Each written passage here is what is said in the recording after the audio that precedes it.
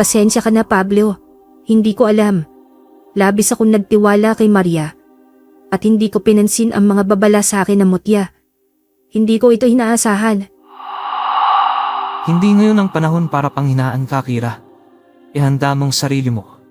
At tiyak na kakaharapin natin ang ilan sa kanila. Sinasabi ko na nga ba, hindi ako nagtamali sa kutob ko. Pakialamero, papatayin kita. Kira, umiwas ka. Bistado ka na, Maria. Itinuring ka pa namang kaibigan ni Kira. Pero balak mo lamang siyang biktimahin. Sa amin si Kirara, siya ang napiling alay para sa aming Panginoon. Isang birhen na puro at inosente. Nagpakahirap ako para ihanda siya sa gabing ito na bilog ang buwan. Noong unang panahon, bago pa ang pagdating ng mga dayuhan, pawang mga katutubo lamang ang nasa malawak at mayaman nating lupain. Mga una at orihinal na naninirahan sa bansa. Subalit sa paglipas ng panahon, sa pagdami ng mga dayuhan, piniling dito ng manirahan na noon ay mga katutubong nagmamay-ari ng kalupaan at nagmistulang mga dayuhan sa kanilang sariling lupa. Walang karapatan at ang iba pa ay iniiwasan ang dating mga yaman ng ating bansa na para sa mga katutubo ngayon ay pag-aari na ng mga banyaga at kapitalista. Ang kwentong tampok natin sa araw na ito, mga kabaryo, ay tungkol sa isang katutubong dalaga. Tawagin natin siyang Kirara, isang manggagamot na nagmula pa sa kabundukan ng Timog Katagalugan. Naganap ang kwentong ito taong 1973. Walang eksaktong lugar. Hindi sa bundok na ito ang buhay mo, Iha. Ngayong wala na ang mga kinikilala mong magulang. Mas mabuti kung bumaba ka sa kabundukan at mamuhay sa bayan. Hindi mo dapat igupo ang sarili mo sa lupang ito, Iha. Marami pang bagay ang mangyayari sa buhay mo. Ikaw ang kakatawan sa aming maliliit na katutubo. Gusto kong mabigyan ng katarungan ang pagpatay sa mga magulang ko, Apo Edna. Hindi man sila ang totoo kong mga magulang, pero itinuring nila ako bilang kanilang yaman. Kung hindi lang po bawal sa aral ng karunungang isinalin sa akin nila tatay, baka pinatay ko na po ang mga magtotroso na yon. Masahol pa sila sa mga hayop dito sa guba. Ni walang pasabi na pinutol yung puno sa tapat ng bahay namin. Wala man lang kaalam-alam sila tatay. Napabagsak na sa bahay namin ang inaalagaan nilang puno simula nang tumira kayo dito. Iyon na ang kalaob ng kalikasan. Isipin mo na lamang na kaisa na sila ng gubat na ito. At para sa mga magtotroso na may kagagawan ng pagbagsak ng puno sa bahay nyo, ang kalikasan na din ang bahala magpataw sa kanila ng parusa. Hindi natutulog ang mga nilalang ng guba. Alam nila kung sino ang masasama at mabuti, kung sino ang mapang-abuso at may malasakit sa kabundukan. Susunod po ako sa payo nyo. Bababa ako sa baryo. Susubukan kong mamuhay doon pero hindi para iwan ang nayo natin, kundi upang balang araw magkaroon ng boses ang ating mga tao. Kaya lang saan po ako mag-uumpisa? Wala akong kilala bukod sa mga taga-nayon natin. Mababa lamang po ako sa bayan kapag may kailangan magtinda ng mga gawa kong gamot. Di bale, mag-iisip na lamang po ako ng paraan. May naitabi naman po akong salapi. Parte si Kirara ng isang katutubong grupo na namamalagi sa kabundukan at nabubuhay sa pamamagitan ng pangangaso at pagtatanim sa mga lupang sakop ng kanilang pamayanan. Isang malayong nayon na halos walang pakikipag-ugnayan sa mga tagabayan. Ito ang nakagisnang pamayanan ni Kirara. Bagamat hindi na kaila sa kanya na isa lamang siyang ampon at maging sa kanyang kulay, malayong malayo sa mga taga-nayon. Lahat ng naroroon ay kayumanggi, samantalang siya naman ay napakaputi at singkit ang mata. Magkagayon pa man, sa puso niya siya ay kaisa ng tribo. Bumaba naman si Kirara. Sa kabundukan baon ang iilang piraso ng damit, kakarampot na salapi at mga hinukay na kamote. Ito ang magiging panimula niya para sa kailingan ng mga nakakatanda sa kanilang nayon. Matagal-tagal din akong hindi nakababa dito. Parang ang laki na ng pinagbago. Maraming bahay dito dati. Pero bakit kaya ngayon? Parang kakaunti na lamang. Ang mabuti pa siguro maglatad na muna ako dito para sa mga paninda ko. Sana lang may mga bumili pa nitong langis at gamot na gawa ko. Kung hindi naman mabibili itong kamote, kakainin ko na lamang. Anong mga yan? Bakit may mga ugat sa loob ng mga botelya mo? Parang nakakatakot naman. Mga gamot po yan. Damot sa ubo, sa mga sakit ng katawan at sakit ng ulo. Hindi ka pa ba nakakakita ng ganito sa buong buhay mo? Pasensya ka na. Ngayon lang kasi ako napunta dito sa probinsya ng lolo ko eh. Wala kasi niyan dun sa amin. Alin dyan yung para sa ubo? Bibigay ko lang dun sa katiwala namin. Parang malala yung ubo niya eh. Ayaw naman mag-hospital. Teka, saan mo ba nakuha yan? Baka naman maraming mikrobyo yan. Gawa ko yan at huwag kang mag-alala. Ibinabad ko sa mainit na tubig ang mga botelya na yan. Akala mo naman sa akin, hindi porket ganito ang hanap buhay ko, ipagpapalagay mo na kagad na responsable ako. Bibili ka ba o huhusgahan lang ako? Kasi kung hindi ka naman talaga bibili, baka pwedeng umalis ka na dyan at nakaharang ka sa paninda ko. Pagpasensyahan mo na ang isang yan. Ganyan talaga kapag mayayaman. Mapangusga at walang pakialam sa pakiramdam ng ibang tao. Hindi ka na dapat gumagala dito, senyorito. Doon ka na lamang sa mansyon ng lolo mo. Baka makasagap ka pa ng mikrobyo mula sa amin eh. Nako, hindi naman sa ganun. At saka wag niyo na akong pagtulungan na. Narito lang naman ako para mamasyal eh. Sus, kung hindi pa namin alam, nag-iikot ka lang para tignan ang lupang gusto nyong angkinin at para palayasin kami mga mahihirap na naririto. Alam na namin yan. Kahit ang lolo mo noong nabubuhay pa siya, ganyan na ang gawa. Tinatakot ang mga taga-baryo kung ano-anong pakulo ang ginagawa. Maging ang pagkuha sa isang aswang para lang mapaalis kami dito. Teka, sumusobra ka na yata. Hindi magandang mga bintang mo. Isa pa, ano aswang? Nagpapatawa ka ba? Hindi totoong mga aswang. Gawa-gawa lang yan ng... Ng ano? Ng mga probinsyano na naman. Ng matatandang walang magawa kundi magkwento ng mga alamat. Lagi namang ganon.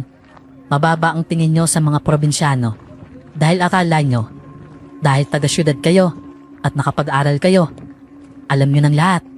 Alam mo, sana ikaw ang pagpakitaan ng aswang na gumagala dito sa bayan.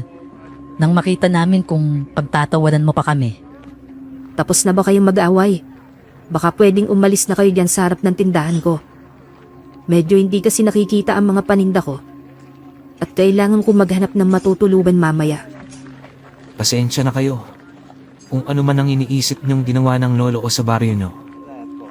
Pero wala naman akong alam doon. Ngayon lang ako nakapunta dito at gusto ko lang magbakasyon at maranasan ang buhay probinsya.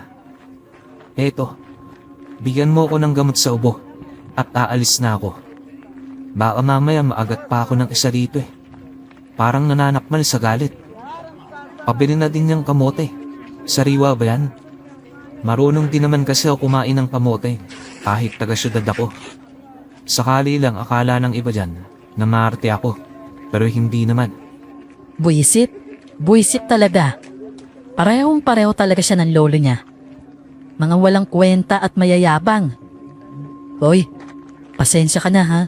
Naistorbo ko patuloy ang pagtitinda mo. Hindi ko lang talaga maiwasan na marinig ko yung lalaking yon.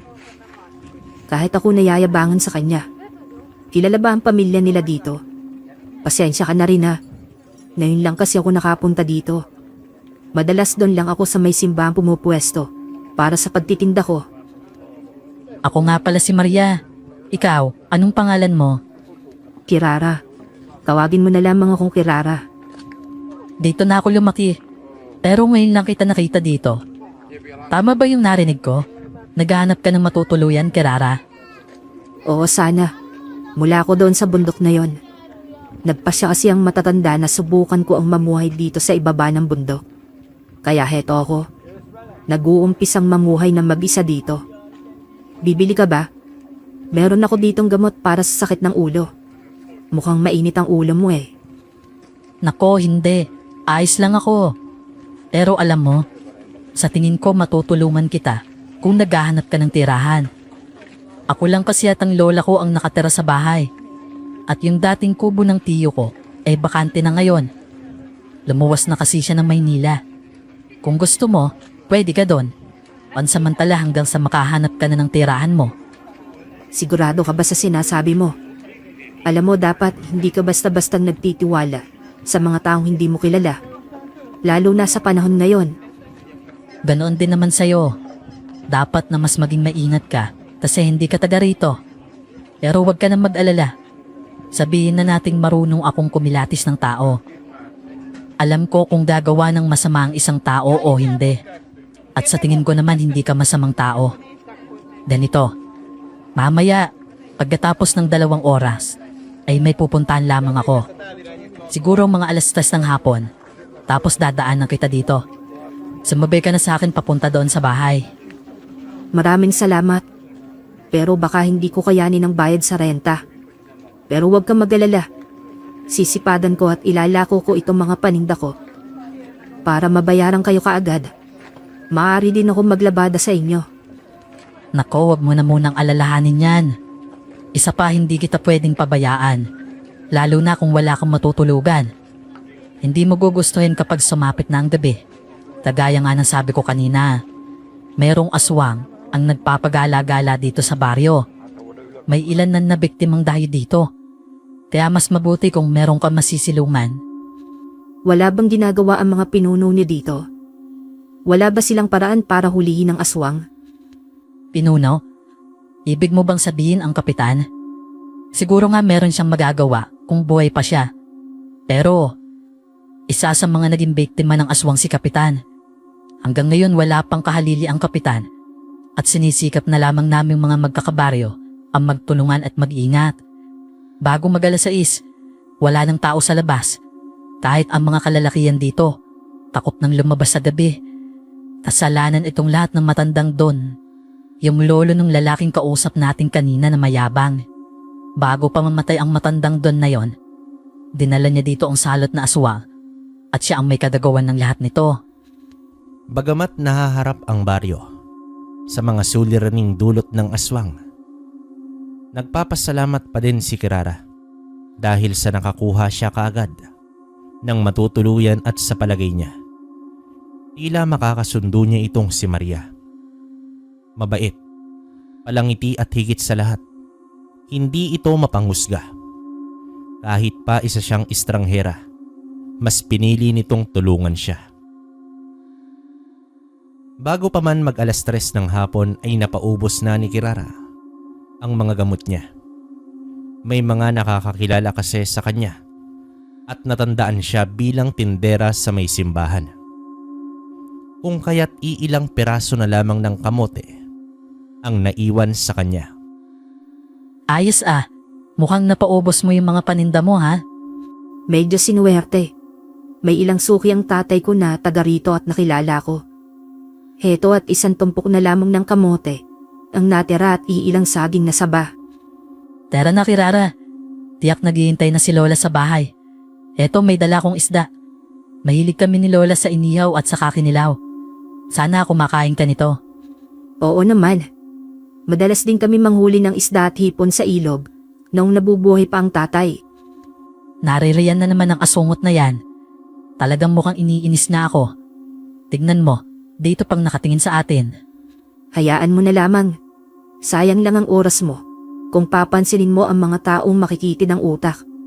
Isa pa, tiyak mas matutuwa lang yan kapag nakita niyang naaasar ka sa kanya.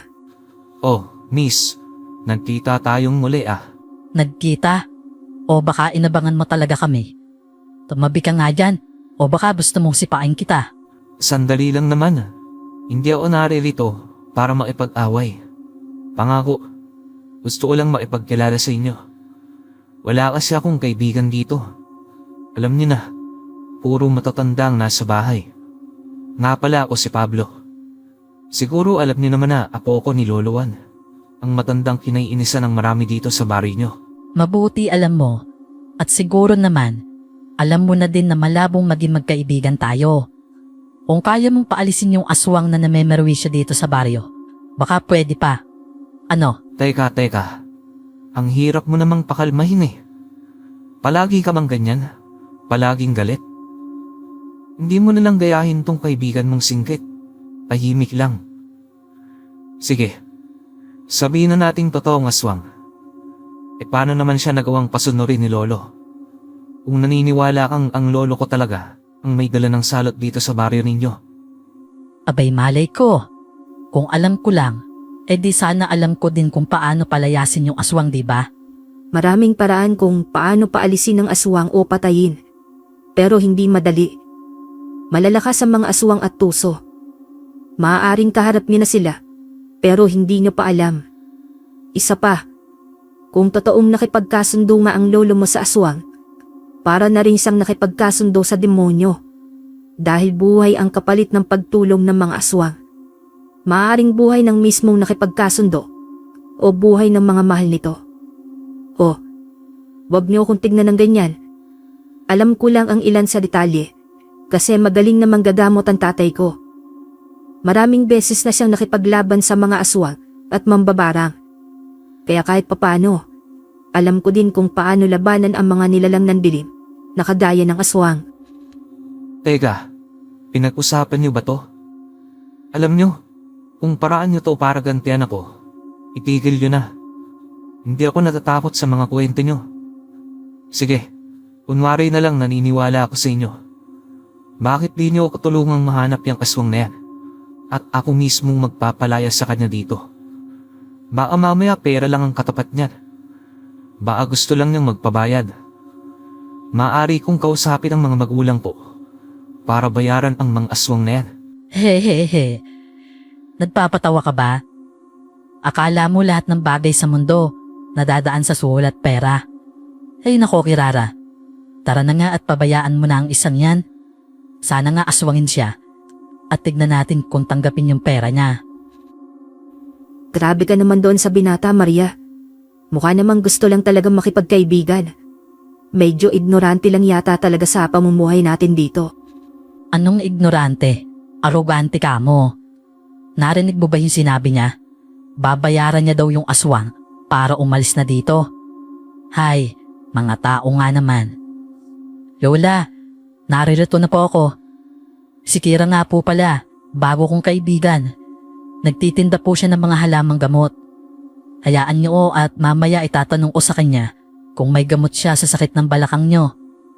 O Kira, pasensya ka na. Hindi na nakakapagsalita si Lolo eh. Ganyan na siya umpisa nang mawala si Lolo. Ang sabi ng doktor, na stroke daw.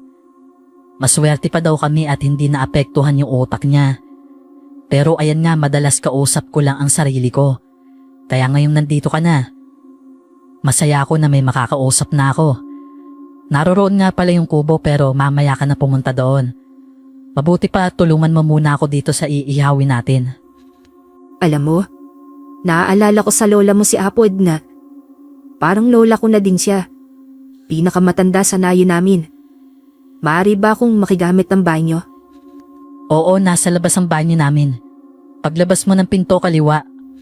Ang layo naman ng bami nila sa bahay nila. Paano na lang pala kapag naiihi ako sa gabi? Teka, hanggang dito ba naman sinusundan kami ng lalaking yon? Teka nga. Hoy, anong sinisilip-silip mo dyan? Bakit mo ba kami sinusundan? May balak kang masama ano? Teka lang naman ah. Huwag kang maingay. Wala naman akong balak na masama sa inyo eh. Gusto ko lang talagang maipagkaibigan. Nakita mo naman siguro na dalit sa'yo si Maria. Sa tingin mo ba magiging magkaibigan kayo? Alam mo, Umalis ka na lang bago ka pa niya makita dito. Huwag mo na siyang buluhin. At saka malapit na magtakip silim. Hindi ka ba natatakot na baka aswangin ka sa daan? Kanina pa kayo sa aswang-aswang na yan eh.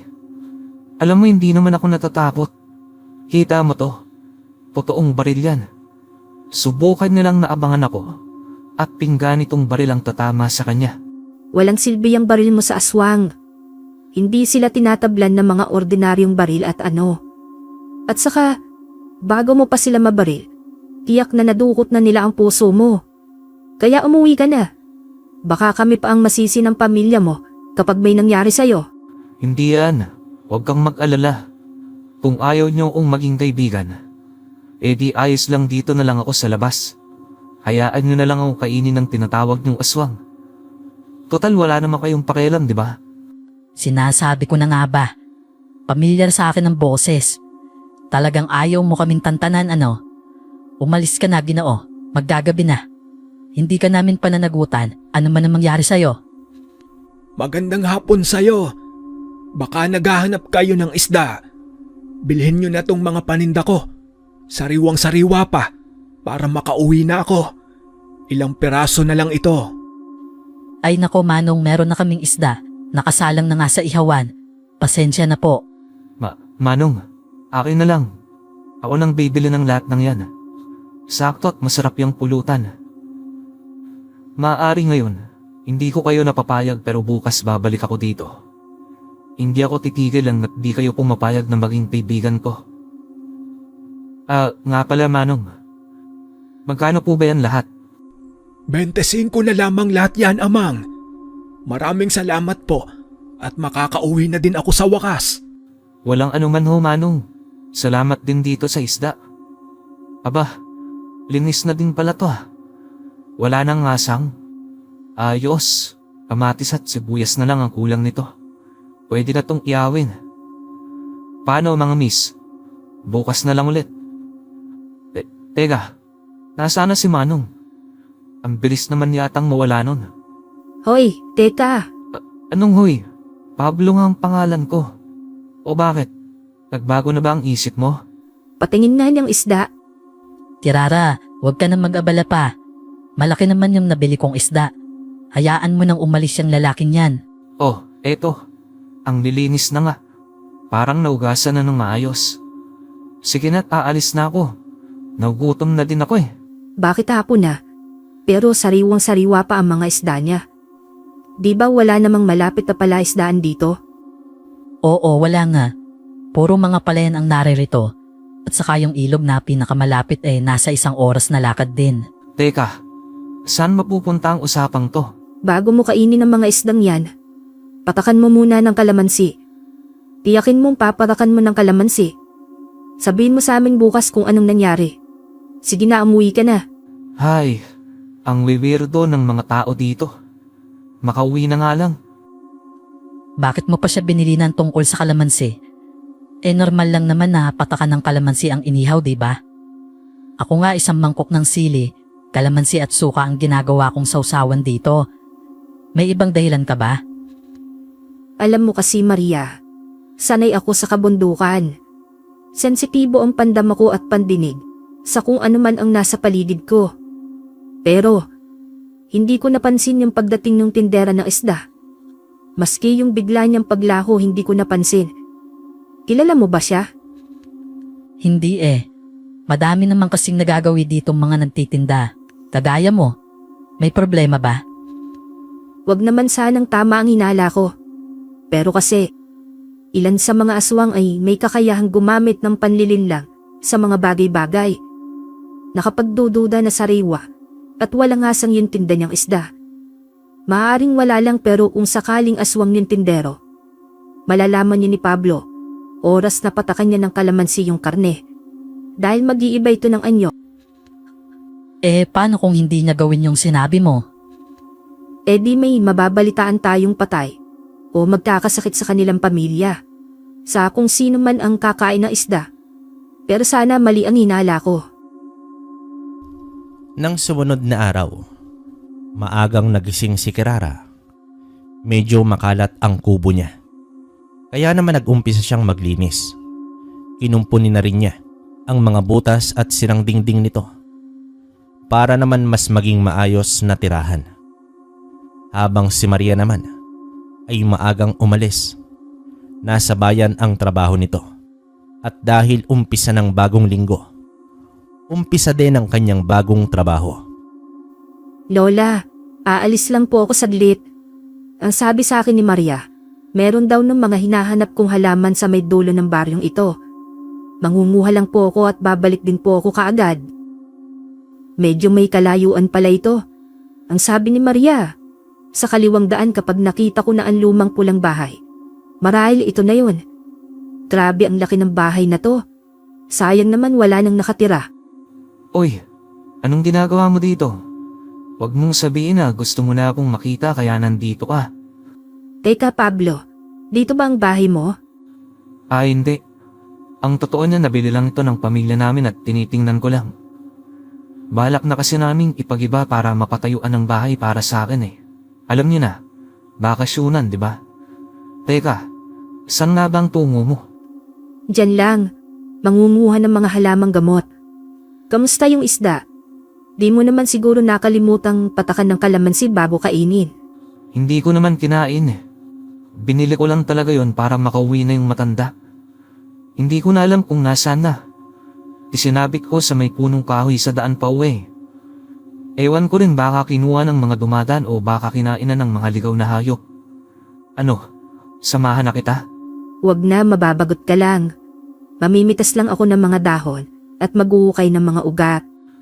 Ayos lang, wala naman akong gagawin eh. Mabuti hindi mo kasama yung kaibigan ng dragon. Napakasungit nun eh no?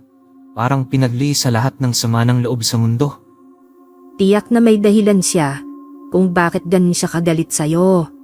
Baka naman may kasalanan talaga ang lolo mo sa pamilya niya. Ewan, hindi ko alam. At saka hindi ko naman gustong alamin pa. Puro masasamang bagay ang naririnig kong pinag-uusapan ng mga residente ng baryong ito. Tungkol kay lolo, hindi ko din masabi kung ano ang totoo eh. Hindi ko kasi nakilala ng personal ang lolo ko. Ikaw, nasaan na bang mga magulang mo? Dito ka ba nakatira talaga? Sa bundok talaga ako nakatira. Pero nakiusap ang pinuno ng nayo namin na subukan kong mamuhay dito sa bayan. Ang sabi nila, para daw magkaroon ako ng karunungan at makabagong kaalaman. Pero ang totoo niyan alam ko naman na ang tingin nila sa akin ay malas sa tribo nila. Ayaw lang nilang sabihin sa akin ng direkta dahil sa paggalang nila sa mga nasira kong magulang. Ano bang nangyari sa mga magulang mo? Pinatay ng mga magtotraso. May pinutol silang higanting puno at natumbay ito sa bahay namin mismo. Parehong nasa loob ang nanay at tatay ko kaya hindi sila nakaligtas. Mas mabuti na rin siguro na naririto ako. Total ampun lang naman ako. Napulot nila sa gilid ng ilog. Kaya mas maayos na siguro na naririto ako. Para hindi na rin magsisi ang mga taga roon na binibisita sila ng kamalasan. Ang hirap pala ng buhay mo. Para sa akin, wala naman talagang malas. Depende yan kung saan anggulo mo titingnan ng mundo. Nagiging malala lamang ang isang bagay. Kasi imbis na solusyon ang isipin natin, inatakasan natin ito eh. Umaasa na baka may ibang taong makaisip ng paraan para ayunin ang solusyon. Yun ang palaging naririnig ko sa tatay ko. Hindi kasi niya inayaan na diktahan ng ibang taong kanyang buhay. Kahit ang lolo ko, hindi siya mapakialaman sa kanyang gusto. Malalim ka din pala mag-isip, Pablo. Akala ko puro kayabangan at hangin lamang ang laman na utak mo. Teka nga, matanong ko lang Ikaw ba isa kang manggagamot? Yung tinatawag nilang albularyo? Hindi. Marunong lang talaga akong manggamot dahil sa tatay ko. Siya ang albularyo. Marami siyang alam na gamot at kaparaanan upang pagalingin ang mga may sakit. Tanging itong kwintas na ito na lamang ang naiwan nilang dalawa sa akin. Ang ganda nga niyan eh. Kahapon ko pa pinagmamasdan. Parang kakaiba yung kinang ng kwintas mo. Regalo ito ni tatay sa akin. Ito ang tinatawag na mutya ng bigas. Ang sabi ng tatay ko, ang gamit nito ay hindi ako mahihirapan sa pagtatanim ng mga halaman at pagpapabuhay dito. Isa pa sa tulong ng mutya ng bigas. Mas lumalakas sa mga pandama ko. Hindi palagi pero kapag kailangan. Lalo na kapag nasa peligro ang buhay ko. Hanga ako sa inyo dito. Masyado kayong mayaman sa paniniwala. Una yung aswang. Pagkatapos yung tinatawag nyong agimat na yan. Hindi naman kita pinipilit na maniwala. At isa pa maniwala ka man o hindi tungkol sa mga aswang. Iiral at iiral pa din sila. Sana lang wag mong maranasan ang lupit nila habang naririto ka nagbabakasyon. Ayos lang. Andyan ka naman para tulungan ako at gamutin eh. Paumanhin, pero baka nagkakamali ka. Kinakausap lang kita, pero hindi tayo magkaibigan. Hindi kita kilala at malay ko ba kung anong plano mo? At saka bakit ka ba sumama pa dito? Wala akong masamang intensyon. Kung yan ang iniisip mo. Gusto ko lang talagang makipagkaibigan sa'yo. Noong una pa lang kitang nakita doon sa labasan ng baryong ito, parang iba na yung dating mo eh. Alam mo, hindi ako magdadala ng mga ganyan. Pamilya niyo ang dahilan kung bakit kaunti na lamang ang tao dito. Noong unang napunta ako dito, marami pang kabahayan. Pero ngayon halos parang kalahati ng populasyon nila ang nawala. At kung totoong dahil ito sa lolo mo, walang dahilan para makipagkaibigan sa'yo. Teka, hindi naman yata patas yun. Kaya totoo man o hindi ang sinasabi nila tungkol sa lolo ko. Lolo ko yun. At hindi ako. Magkaiba kami. At saka ba't ka naniniwala dun sa kaibigan mong masungit? Eh parang haka-haka lang naman ang ibinibintang niya. Isipin mo nga, bakit pa ukuha si lolo ng isang halimaw? Kung maaari niya namang idaan sa legal na paraan para mapalis ang mga tao dito, di ba? Alam mo, ang lolo kong nagmamay-ari ng halos kalahati ng baryong ito. Pero hinahayaan niyang tirhan ito ng mga tao. Kung tama ka sa pagkakaalam ko, nagbili ng lolo ko na huwag pakialaman ng mga taga-baryo. O kaya nga hindi ako naniniwala sa sinasabi ng kaibigan mo na ang lolo kong dahilan. Teka nga, gaano mo ba kapilala yung kaibigan mo? Babait si Maria. Yun lang ang mahalaga. Kahit noong isang araw lamang kami nagkakilala. Pero alam kong mabait siya. Nagpatuloy naman ang pag-uusap nitong si Pablo at si Kirara. Kahit pa naiilang ng bahagya ang dalaga. Pero nakakatuwa kasi ang mga banat ni Pablo at ang mga pagbibiro nito. Isa pa batid ni Kirara, sa pananalita nito ang pagiging isang edukadong tao. May ilang salita o terminolohiya itong ginagamit na hindi maunawaan ni Kirara. Maggagayon pa man, kapag napapansin ni Pablo na tila hindi pamilyar ang dalaga, sinusubukan niya itong ipaliwanag ng mas maayos dito. 3 araw ang lumipas na madalas na naroroon si Pablo at nakaabang kay Kirara. Nagpatuloy naman si Kirara sa kanyang mga paggawa at paghahanda ng mga gamot na paninda niya. Habang unti-unti ay nakukuha ni Pablo ang tiwala nito hanggang isang araw. Kirara, kamusta naman ang pagtira mo dito sa amin? Napapansin ko na masyado kang abala dyan sa mga halamang gamot mo. Maayos naman, Maria. Kailangan eh. Matadalang proseso sa pagpapatuyo ng mga halaman at pagpupulbos dito. 1 buwan pa bago ko pa maibebenta ang gamot at langis na magmumula sa mga halaman na yan. Mabuti na nga lang at may iilang residente dito sa baryo ang sumusubok na magpagamot sa akin. Simpleng mga bali at sakit ng katawan lang naman. Pero nakakatulong na din yung mga iniaabot nilang tulong sa akin. Mabuti naman at tumigil na yung mayabang na mayamang binata sa pangungulit sa atin. Hindi ko na nakikita pa dito. Alam mo, walang may dudulot na mabuti ang pakikipagkaibigan sa pamilya nila. Kung hindi pa ako nagkakamali, baka nga alam din niyang binata ang sikreto ng lolo niya. Ang ugnayan nila sa mga aswang. Sana lang talaga karmay na sila. Ikaw talaga. Hindi na humupay ang galit mo kay Pablo. Alam mo, iniisip ko, Baka nga mali ako. Baka hindi nakipagkasundo ang lolo niya sa aswang.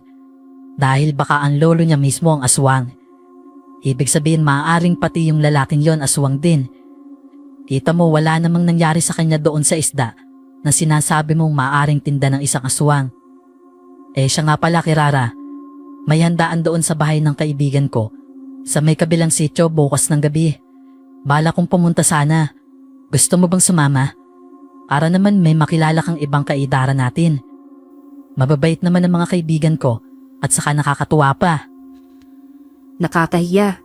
Isa pa wala naman akong damit na masusuot papunta sa okasyon. Nako, walang problema yon. Meron akong puting bestida dyan na hindi ko na ginagamit. Sa'yo na lang kung gusto mo. Ano, payag ka na ha? Sige na, alis na muna ako Kirara. Lola, papasok na po muna ako sa trabaho ko. Kirara, ikaw na muna ang bahala dito ha. Huwag kang mag-alala. Mamaya pa naman ako aalis. Ipaghahanda ko muna ng makakain ng lola mo. Huwag na. Mamaya na lang yan kakain si Lola pagdating ko. Huwag ka na mag-abala pa. Isa pa, maraming bawal na pagkain sa kanya. Ganoon ba? O sige, ikaw ang bahala. Sasaglit lang din ako sa merkado at may mga kailangan akong bilhin. Ngayon bang punta mo sa palengke? Kanina pa akong nag-aabang sa'yo dito. Halos maubos ko na yung chichirya ng tindahan eh. Wala namang nagsabi na hintayin mo ko dito, di ba? Isa pa, wala ka bang ibang gagawin sa bahay nyo? Bakit parang araw-araw? Palagi kang naririto sa baryo. Hindi ba nagagalit ang mga magulang mo, Pablo? Buod sa kumain at matulog? Wala naman. May mga katulong naman sa bahay. Ayoko namang agawan sila ng trabaho nila. At saka ayaw mo ba akong makita? Gusto mo sumama ako sa isa pamilihan? Di pa kasi ako nakakapunta dun eh. Hay, bahala ka nga kung anong gusto mong gawin. Bukas huwag ka na maghihintay dyan ha. Baka umalis kami ni Maria. May okasyon sa kabilang sityo at niyaya niya akong sumama sa bahay ng kaibigan niya. Ganun ba? Di ba malayo yun? Andun pa yun sa kabilang burol sa pagkakaalam ko eh. May mga makakasama naman kaming kaibigan ni Maria. Kaya ayos lang. Isa pa, bakit ka ba nag-aalala? Aba, hindi ko naman sinabi nag-aalala ako. Ang sabi ko lang malayo yun. Kung sumama kaya ako? Nako, Pablo. Gusto mo yata magbangayan na naman kayo ni Maria. At saka magagalit lang yon kapag nalaman niyang nakikipagkaibigan ako sa'yo. Ayoko namang may isipin siyang masama, lalo na at nakikituloy lamang ako sa bahay nila. Di doon ka na lang sa bahay namin tumuloy, kung yan ang inaalala mo. Malawak naman ang bahay namin. Maraming kwarto. Kung gusto mo, doon ka na magtrabaho eh. Wag na. Hindi ako bagay sa bahay ng mayayaman. Isa pa, aalis ka din naman pagkatapos ng bakasyon mo dito. Kaya sulitin mo na lamang ang mga oras na naririto ka. Huwag mo nang problemahin ng ibang tao na kagaya ko. Sanay ako sa hirap. Alam mo, yan ang problema sa iba. Dahil pinagbabasya nila ang estado sa buhay. Naisip mo ba? Sino ba sa atin ang mas mapangusga? Kasi kung ako yung tatanungin, yun yung mga tao na kahit hindi pa nila nakikilala ang isang individual, ay ipinagpapalagay na nilang matapobre at maarte. Dahil lang naman sa mayaman o nakakaangat sa buhay, di ba? Hindi ko naman sa nila lahat pero ilan sa mahirap, sila din ang umihila sa kanilang mga sarili upang magmukha silang kawawa at api. Kung hayaan mo lang ako na mas makilala ako, ikaw mismong makakapagsabi na mali ang mga inaapos sa akin ng kaibigan mo. Huwag na lamang natin yung pag-usapan. Isa pa, totoo naman talaga. Kahit pa maging magkaibigan tayo, makakalimutan mo din ako oras na bumalik ka na sa syudad kasama yung mga kaibigan mo, pabalik sa nakadistan mong buhay. Teka Pablo, ano bang gagawin mo dito sa palengke? Sasamahan ka lang at saka bibili na rin ng prutas. Ginugol naman ni Pablo ang maghapon niya kasama si Kirara. Niyaya niya itong kumain sa isang kainan na naroroon sa pamilihan. Sinubukan niyang maipakita kay Kirara kung sino ba talaga siya at upang mapatunayan na puro ang intensyon niya sa pakikipagkaibigan. Bagay na hindi naman siya nabigo. Dahil sa totoong ramdam naman ng dalaga ang kabutihan niya. Alangan lang itong ipakita sa binata. Dahil nga sa agwat ng kanilang estado sa buhay. Kahit naman kasi sabihin ni Pablo na hindi niya tinitingnan ang katayuan nilang dalawa, na siya ay mayaman at isang maralita. Si Kirara ay ganun din. Pero daan-daang mga mata ang handang humusga sa kanilang pagkakaibigan. Bagay na batid naman dito ni Kirara. Alam mo, nasira na ako sa magapong ito. Ay, ngayon ko lang nalaman na masaya palang gumala sa palengke. Maraming salamat, Kirara. Ito para sa'yo, bilang pasasalamat ko. Hindi naman ako mahilig sa tsokolate. Sa'yo na lang yan. Sige na, tanggapin mo na. Paano? Mag-iingat ka sa lakad niyo bukas ha. Maagang umuwi naman si Maria ng hapong iyon. Nauna ito kay Kirara. Naabutan niya itong may kausap na ilang kalalakihan na aktong papaalis na din nang makalapit siya dito. Oh, nariyan ka na pala. Halika, sakto ang dating mo para sa merienda. May dala akong kakanin. Sino yung mga bisita mo, Maria? Mukhang nagmamadaling umalis. Mga kaibigan ko, Kirara. Kasama natin bukas sa pagpunta sa kabilang sityo. Tinitiyak lamang nila na matutuloy tayo sa pagpunta. Siya nga pala, nilabang ko na yung bestidang isusot mo. Nakahanda na para bukas. Nakakahiya naman sa'yo. Hindi ka na sana nag-abala pa. Eto, bumili din ako ng tinapay, Maria. Sigurado ka bang ayos lang na sumama ako? Oo, ayos lang. Tiyak na matutuwa sila kapag sumama ka.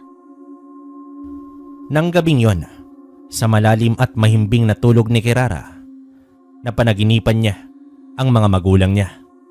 Nakatingin lamang sa kanya na may malungkot na muka. Pagkatapos ay tila may sinasabi ang mga ito na hindi niya marinig. Dito nagising na si Kirara.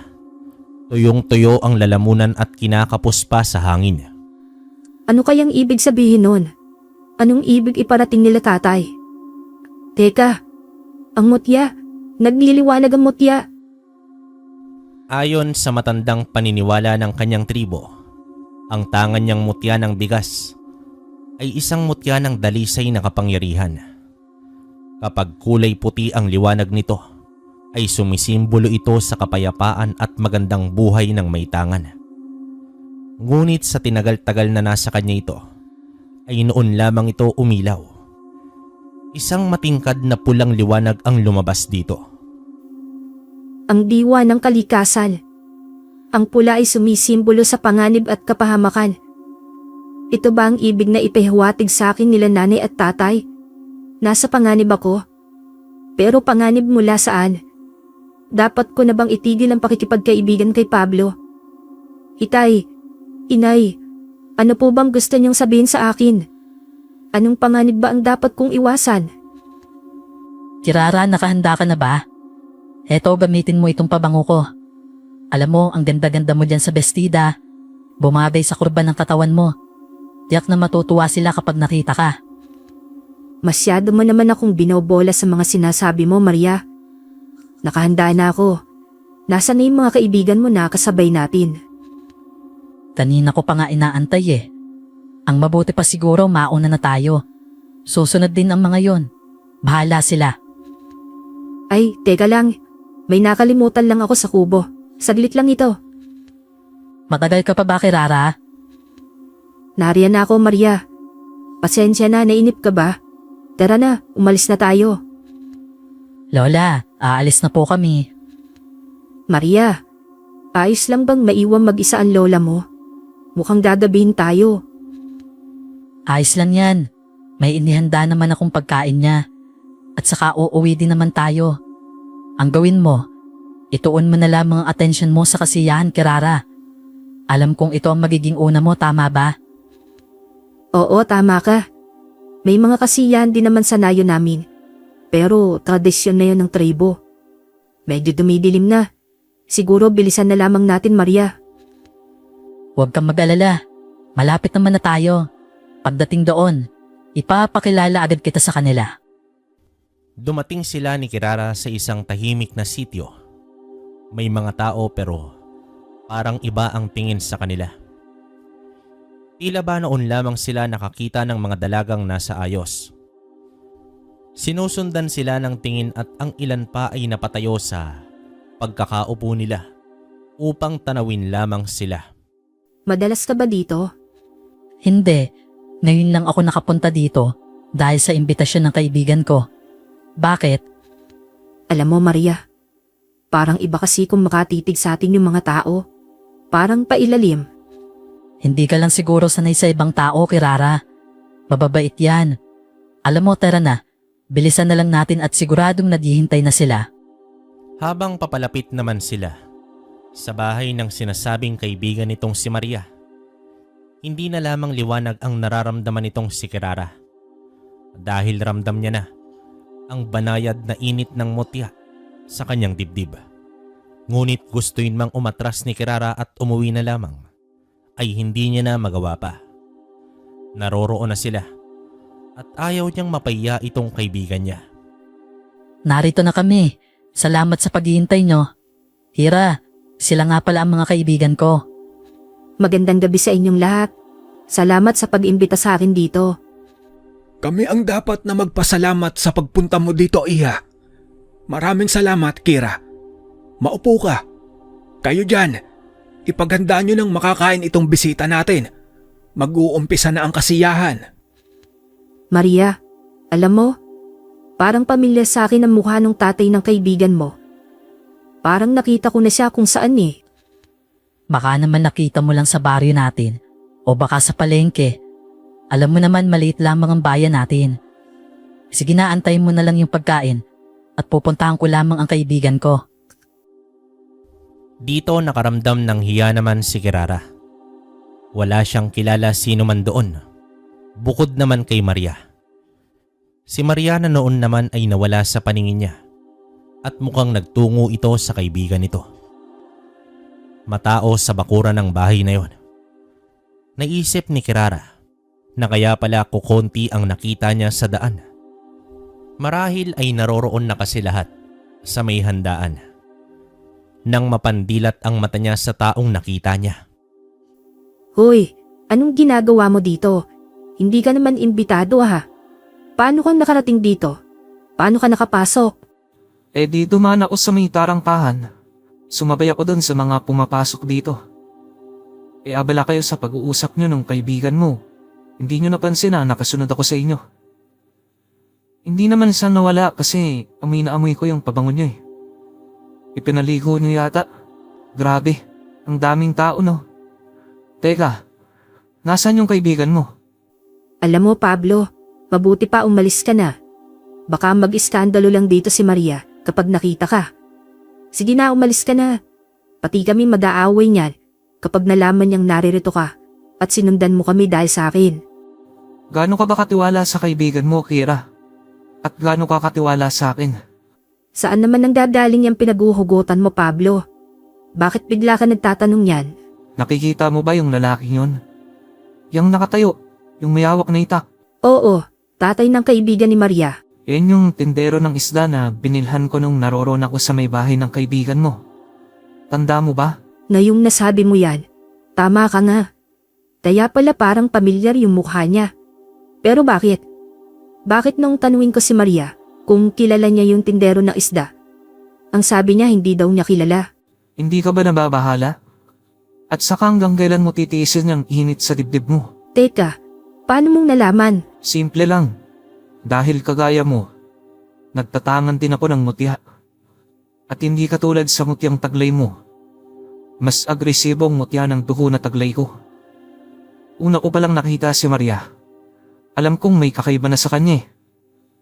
Ngayon pwede tayong maupo dito at magpanggap na walang problema at antayin kung anong gagawin nila sa atin. O pwedeng tayong mag-umpisang maglakad papalayo habang hindi ka pa nila napapansin. Anong gusto mo? Pero paanong nagawa sa akin to ni Maria? Napakabait ng turing niya sa akin. Halos parang kapatid na ang turing ko sa kanya. Namatay ang lolo ko dahil sa pakikipaglaban sa angka ng mga aswang sa bayang ito. Kaya ako naririto upang ituloy ang kanyang nasimulan. Hindi talaga ako taga Maynila. Nag-iikot ako sa iba't ibang lugar sa pagtugis sa mga kagaya nila. Pinilit ko lang na magpanggap na walang alam dahil sa batid ng aswang na si Lolo lamang ang nag-iisang antingero sa pamilya namin. Mas madali akong makakakilos kapag ganun. At alam mo ba, tama ka sa kutob mo sa isdang binili ko. Agad kong pinatakan ng kalamansi ang isda sa daan pa lang. Dito umalingasaw yung baho niya. Makailang ulit kong nakita si Maria na kausap ang mga lalaki doon sa bahay ng kaibigan niya. Pati yung tindero ng isda. Kaya nagduda na ako. Sa palagay ko, parte si Maria ng angka ng mga aswang na pumatay sa lolo ko. Inabalabas lamang nila na ang lolo kong masama upang hindi maghinala ang mga tao sa baryo. Bilisan mo, bago pa nila mapansin na wala ka na doon sa handaan. Samantala, sa lugar ng handaan naman, ay nag-umpisa ng mapansin itong si Alfonso, ang aswang na tindero ng isda, na wala ang kanilang bisita. Maria, ang alay! Nawawala ang alay! Ang sabi ko sa'yo, huwag mong aalisin sa paningin mo ang babaeng yon. Mahihirapan tayong maghanap ng kapalit niyang puro na isang birhen. Imposible. Saan naman magpupunta ang babaeng yon? Wala siyang kakilala dito. Maria, madali kumilos na kayo. May nakakita sa kasama mong babae. May kasamang lalaki at naroroon sila sa labasan ng sityo. Mauna na kayo. May gagawin lamang ako. Hindi maaaring makatakas ang babae. Tandaan mo yan, Maria. Kung hindi, ikaw ang mananagot. Nauunawaan ko. Ibabalik ko siya dito. Saan ba ang tungo natin? Hindi dito ang daan papunta sa baryo. Akala mo ba basta-basta na lang nilang hahayaan na makalis ka? Sigurado ko, habang tumatakas tayo ngayon, may nakabang nasa daan. Pabalik sa baryo nyo. Dito na tayo dumaan. Nasa itaas ng burol nag-aabang ang mga kasama ko.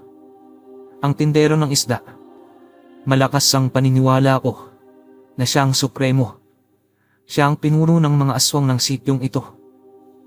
Umasok Akira sa sityo ng mga aswang. Pasensya ka na, Pablo. Hindi ko alam. Labis akong nagtiwala kay Maria. At hindi ko pinansin ang mga babala sa akin na mutya. Hindi ko ito inaasahan. Tama nga si Apo Edna. Marami pa akong dapat na matutuhan sa buhay. Hindi lahat ng maganda ang pakikitungo ay mabubuti. Hindi ngayon ang panahon para panghinaan ka, Akira. Ihanda mong sarili mo. At tiyak nakakaharapin natin ang ilan sa kanila. Sinasabi ko na nga ba? Hindi ako nagkamali sa kutob ko. Pakialamero, papatayin kita. Kira, umiwas ka. Bistado ka na, Maria. Itinuring ka pa namang kaibigan ni Kira. Pero balak mo lamang siyang biktimahin. Ama ka. Alam kong praktika ng angka ng mga aswang na nakalaban ng lolo ko. Kayo ang pumatay sa kanya. Pinatay niyong nag-iisang tagapagtanggol ng baryo. Laban sa mga katulad niyong halang ang kaluluwa. Sa amin si Kirara. Siya ang napiling alay para sa aming Panginoon. Isang birhen na puro at inosente. Nagpakahirap ako para ihanda siya sa gabing ito na bilog ang buwan. Pero sisirain mo lamang. Akin na ang babaeng yan. Sige, Maria. Subukan mo kung kaya mo. Napakasama mo, Maria. Pinagkatiwalaan kita. Pagkatapos ito lang pala ang pakay mo sa akin. Ang gawing alay. Malakas din ang loob mong dukutin ang babaeng alay namin sa Panginoon. Kitang-kita ko sa mukha mo ang mukha ng matandang pinatay ko. Ang matandang sinasabi mo, yun ang lolo ko. Narito ko upang patayin ka. Pablo, hindi mo sila kaya. 2 aswang yan. Hayaan mong tulungan kita. Hindi, Kira. Sa likod ka lang. Ikaw ang sadya nila. Iyak na papabor sa kanila kapag lumaban ka. Hindi sila mahirapan na tagiting kanila. Gusto mong magpakabayani, binata? Walang problema. Yaman din lamang na ginambala mo na ang kasiyaan namin. Isasama ka na namin sa handa. Maria, sabay nating atakihin ang lalaki. Dala ko ang karit ng dilim. Kagaya ng sinapit ng lolo niya. Ganon din ang sasapitin niya. Ang karit ng dilim?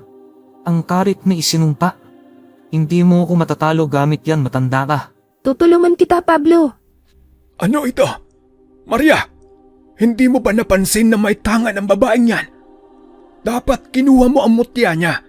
Dapat ay wala yan sa kanya. Matagal mo siyang kasama sa bahay niyo. Pero hindi mo man lamang napansin. Hindi na ako nag-abala pa, Supremo. Ni walang epekto sa akin ang tangan niya mutya. Masyadong mahina.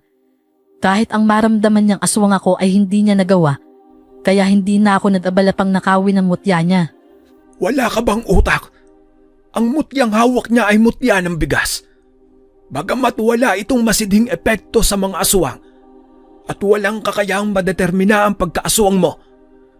Subalit isa yan sa iilang mutya na may kakayahang magpagaling ng agaran sa anumang pinsala. Tingnan mo, naghihilom ang mga sugat ng lalaking antingero dahil sa kanya. Malas nyo lang. Nasa amin ang swerte ngayon. Isa pa nga pala, aglay kong mutya ng dugo. Hindi nyo ba napapansin? Umama na sa inyong tilamsik ng aking dugo. Alam niyo bang ibig sabihin nun? Nalinti ka na, Maria. Masama ito. Ano po bang problema? Bakit po, Supremo? Para sa kalaman nyo, ang mutya ng dugo na tangan ko ay naglalaman ng bibinong salita at basbas mula sa simbahan. 10 ulit na mas malakas ito at agresibo kumpara sa banal na tubig. At bukod pa dyan, nagtataglay ito ng epekto mula sa mutya ng aking lolo. Ang mutya ng liwanag. At alam mo bang ibig sabihin nun, Maria? Ang patalim na sumugat sa akin. Ang karit ng dilim ay tuluyan ng nawala ng bisa. At ang sinasabi mong supremo mo. Supremo, anong nangyayari sa'yo? Nagpabaya ako. Nakakamatay ang tangan niya, mutya. Umalis ka na dito, Maria. Huwag na huwag kang papaabot sa antingero na yan. Dahil kahit anong gawin mo, hanggang nasa paligid ang mutya ng bigas, wala kang magagawang pinsala sa kanila. Huli na ang lahat para dyan, aswang. Dahil hindi makakatakas ang isang to. Mabilis na ginilitan ng leeg ni Pablo itong si Maria. Nangisay na lamang ito bigla. May bahid ng dugo ni Pablo ang gamit niyang patalim at sa mga sandaling pumasok ang dugo niya sa katawan ni Maria. Naging isang lason ito para sa aswang. Di nagtagal ay dumating na ang mga kasamahan ni Pablo. Nagawa na nilang mapuksa ang mga aswang na nakasunod pa sana patungo kay La Pablo. Labis naman ang pagkamangha ni Kirara. Buong pag-aakala niya na ang tatay na niya ang pinakamalakas at magaling na antingero. Pero ibang-iba ang kalakasan ni Pablo. Kita ang kasanayan niya sa pagpaslang ng mga aswang. Maraming salamat sa iyo, Pablo. Utang ko sa iyo ang buhay ko. Nagpapatawa ka ba, Nira? Ilang sugat ang natamo ko mula sa parit ng dilim. Kung wala kang kakayahan sa pagpapagaling, maaring patay na ako kanina pa. Naglakas loob lang akong sagupain sila nang makita kong tangan mong mutya ng bigas. Dahil alam ko, ang kakayahang taglay niya. Kung sana lang na narito ka bago pa mamatay ang lolo, sigurado na iligtas din siya. Ano? Tara na. Siguro naman ngayon mapagbibigyan mo na ako sa panyaya o sa bahay namin. Huwag ka nang umasa pang may madadatnan ka pa sa bahay ng aswang. Dahil maski ang lola niya ay aswang din. Ang lolo kong pumutol sa dila niya, kaya hindi yun nakakapagsalita. May pagpipilian pa ba ako? Basta oras na maramdaman ko na hindi ako tanggap ng mga magulang mo doon, hindi mo ako mapipigilang umalis. Huwag kang mag-alala. Matutuwa ka kapag nakilala mo sila. Ipinakilala ni Pablo si Kirara sa pamilya nito. Napag-alaman ni Kirara na isang buong angkan ng mga antingero at manunugis ang angkan ni Pablo.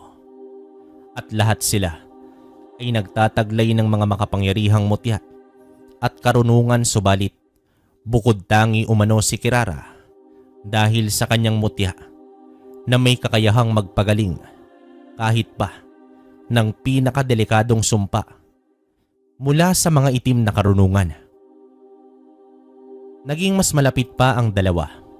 Nagpasya si Kirara na sumama sa paglilibot ni Pablo sa bansa upang ipagpatuloy ang gawain nito, ang pagtugis sa mga aswang at may itim na karunungan.